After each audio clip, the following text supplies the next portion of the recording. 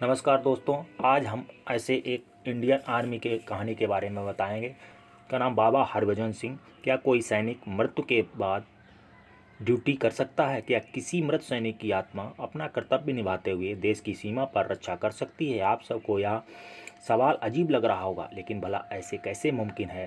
पर सिक्किम के लोगों और वहाँ पर तैनात सैनिकों से अगर आप सवाल पूछेंगे तो आप कहेंगे, हाँ, ऐसा पिछले 45 सालों से लगातार हो रहा है। उन सब का मानना है कि पंजाब रेजिमेंट के जवान हरभजन सिंह की आत्मा पिछले 45 सालों से लगातार देश की सीमा पर रक्षा कर रही है। सैनिकों का कहना है कि हरभजन सिंह की आत्मा चीन की तरफ से होने वाले खतरे को पहले बता देती है, और अगर भारतीय सैनिकों को चीन के सैनिकों का कोई भी मूवमेंट पसंद नहीं आता है तो उसके बारे में चीन के सैनिकों को पहले ही बता देते हैं, ताकि बात ज़्यादा ना बिगड़े, मिलजुल कर बातचीत हल निकल जाए।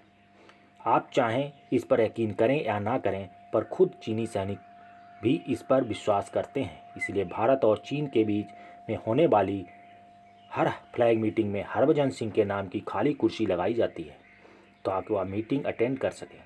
हरभजन सिंह का जन्म 30 अगस्त 1946 को हुआ जिला गुजरावाला में हुआ था, जो वर्तमान में पाकिस्तान में है।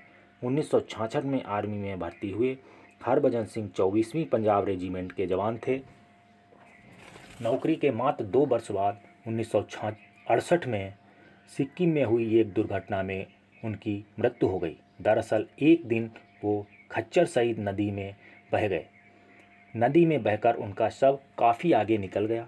2 दिन की तलाशी के बाद उनका शव नहीं मिला तो उन्होंने खुद अपने एक साथी सैनिक के सपने में आकर अपने शव की जगह बताई। सवेरे सैनिकों ने बताई गई जगह से हरभजन का शव बरामद कर अंतिम संस्कार किया। हरभजन सिंह के इस चमत्कार के बाद साथी सैनिकों की आस्था बढ़ गई।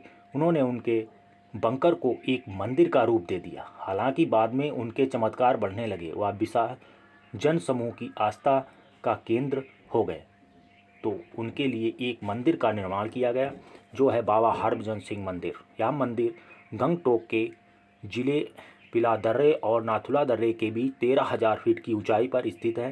पुराना बंकर वाला मंदिर इससे 1,000 फीट ज़्यादा ऊंचाई पर स्थित है। मंदिर के अंदर वाला बाबा हरभजन सिंह की एक फ़ोटो और उनका सामान रखा है। बाबा हरभजन सिंह अपनी मृत्यु के बाद से लगातार ड्यूटी देते रहे हैं। इनके लिए बाकायदा तनख्वाह दी जाती है। उनकी सेना में एक रैंक है, नियमानुसार उनका प्रमोशन भी किया जाता है। यहाँ तक कि कुछ साल पहले तक 2 महीने की छुट्टी पर गांव भी भेजा जाता था। इसके लिए ट्रेन में रिजर्व सीट की जाती थी। 3 जवान लेकर घर तक जाते थे तथा 2 महीने पूरे होने पर फिर वापस सिक्किम लाया जाता था।